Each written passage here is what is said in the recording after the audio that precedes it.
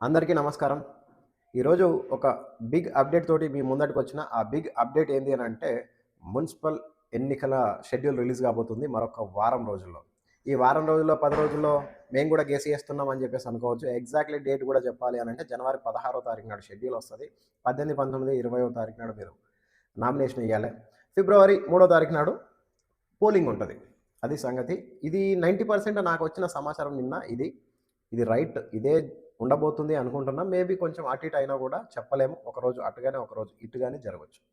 So, ఎట్లా చూసినా మీకు ఫిబ్రవరి 3 తారీఖు నాడు ఎలక్షన్ ఉంటది.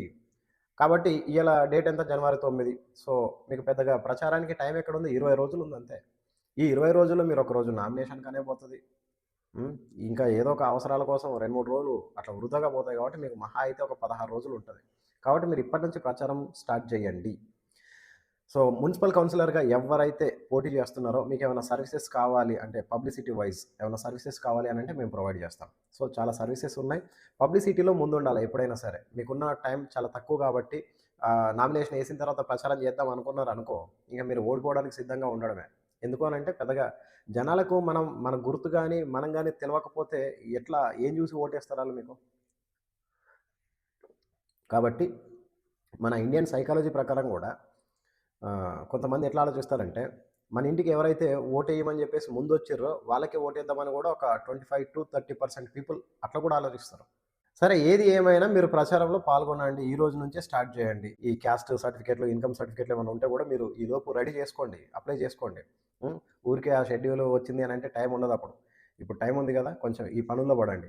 అన్నీ ఒకేసారి చేయాలంటే గందరగోళం అవుతది. మీకేమైనా ప్రచారం సైడ్ కావాలి అనంటే మాత్రం మేమున్నాం. చాలా సర్వీసెస్ అవైలబుల్ ఉన్నాయి. ఆ సర్వీసెస్ ఏంది అనంటే బల్క్ ఎస్ఎంఎస్‌లు గాని, వాయిస్ కాల్స్ గాని, ప్లకార్డ్స్, స్టిక్కర్స్, మేనిఫెస్టో డిజైనింగ్ గాని, వీడియో షూట్స్ గావచ్చు, స్లోగన్స్ ఆహ్, మీరు మాట్లాడే మాటలు రాసివ్వడం గాని, ఇట్లాంటి చాలా సర్వీసెస్ అవైలబుల్ ఉన్నాయి. మీరు ఈ సర్వీసెస్ కోసం ఖచ్చితంగా చార్జ్ అయితే పే చేయాలి. మీరు పే చేసిన దానికి మాత్రం ఖచ్చితంగా మీకు న్యాయం జరుగుతది. అంత మంచి సర్వీసెస్ ఉంటాయి. అట్లనే నేను ఎప్పటికప్పుడు మీకు మానిటర్ చేస్తా ఉంటా. నా సలహాలు, సూచనలు గూడా మీకు ఇస్తూనే ఉంటా. సో, ఈ రోజుల్లో మనం పబ్లిసిటీ ఎంత చేసుకుంటే అంత మనం ముందంజలో ఉంటాం. అట్లా గాకుండా అవతలోడు పబ్లిసిటీ ఎక్కువ చేసి మనం తక్కువ చేసినామనుకో, జనాలు గూడా డిసైడ్ అవుతారు. ఏమని? ఈ హడావిడి, ఈ హంగామా, ఈ పబ్లిసిటీ చూస్తా ఉంటే అతనికే ఎక్కువ ఊపున్నట్టుంది. అతనే గెలుస్తాడు గావచ్చు. మనమెందుకు ఓటు వేస్ట్ చేసుకోవడం, ఆయనకే ఓటేద్దాం అని ఫిక్స్ అవుతారు. అందుకని జెప్పేసి మనం పబ్లిసిటీలో ఎప్పుడు గూడా తక్కువ పడొద్దు.